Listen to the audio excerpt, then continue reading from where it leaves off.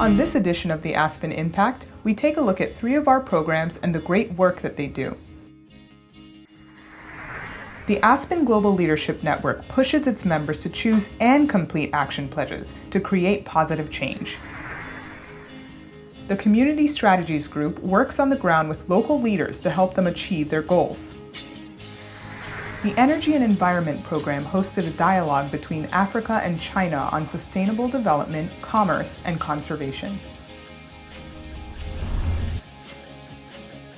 Are we looking in the right places for new talent and innovation? Conventional wisdom says to look where you'd most expect to find it.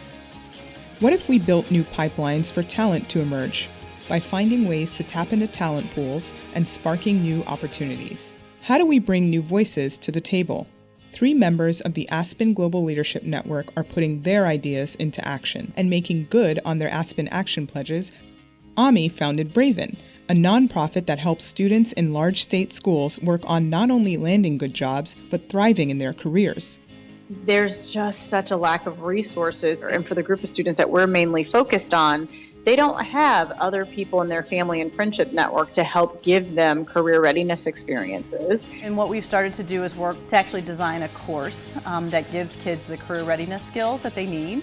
And the course is taught by young professionals in the workforce. Middle East Leadership Initiative Fellow Emile Kubiesi is using his business experience to find untapped potential and new solutions in Jordan.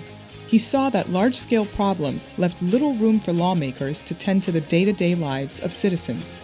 We live in a world that is dealing with systemic shocks. As nations are talking about conflicts, communities need to be talking about the safety of school children, dealing with hunger in their own communities, and problem solving for themselves.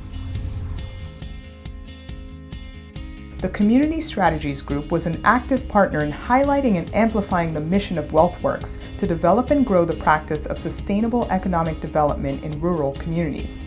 The role of the program was to document and share remarkable stories of the work being done to transform these communities. I'm raising my kids in this community, and I don't want them to grow up and see the same things I saw. Changing these conditions in these communities don't have to be done from the inside out. When you get people that are committed, that are on the ground, that lives here, that breathe this poverty, that's the only way we can get out of this rut that we're in. The mission of the Community Strategies Group is to help local leaders transform ideas into action. Action that will increase regional prosperity and help low-income families get ahead at the same time. The Aspen Institute makes a difference in many ways you may not know, and one of those is through the work of the Community Strategies Group, which helps catalyze real transformative impact in towns and cities across the United States. We identify the assets. That includes people and talent and partners and institutions, and try to work with communities to identify an opportunity and meet a need. The Community Strategies Group believes that advancing prosperity can benefit from deliberate investments in 3 areas: building a diversified economy that works well for all, strengthening family economic success, and deploying the assets of locally rooted institutions like community foundations to make those 2 things happen. Today, in this too often deadlocked and adversarial political climate, it's more important than ever to stand shoulder to shoulder with local leaders who are doing the hard work of trying to restore equity and opportunity in this country, whether that's in Detroit, where I'm from, or in Albuquerque or Eureka, California, or the Northern Forest region stretching across 4 states, or Indianola, Mississippi. We can get to the goals that we want with better local economies. And this is a really powerful tool to be able to do it. Value chain work is important, whether it is energy or food or forest products, because it's a sustainable way of making a difference.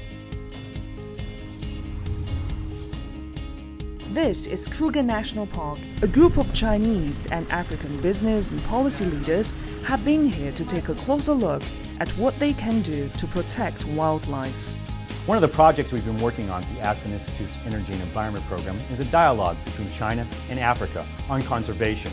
This dialogue started in Africa about 2 or 3 years ago with a group of Africans to talk about sustainable development, commerce, and conservation. We then convened a group of Chinese participants to do the same, to try to understand Chinese overseas investment and its impacts on conservation in Africa. Over the past 2 years, we've been able to elevate the voice of Africa's business and society leaders and bring them into an Aspen dialogue with their peers in China who are interested in opportunities for effective conservation of Africa's wildlife.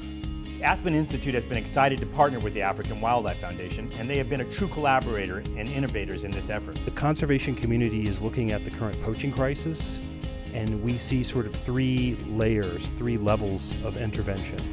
One is protection on the ground. We call it Stop the Killing. The second one is about the trade and shipment of wildlife products. We call it Stop the Trafficking.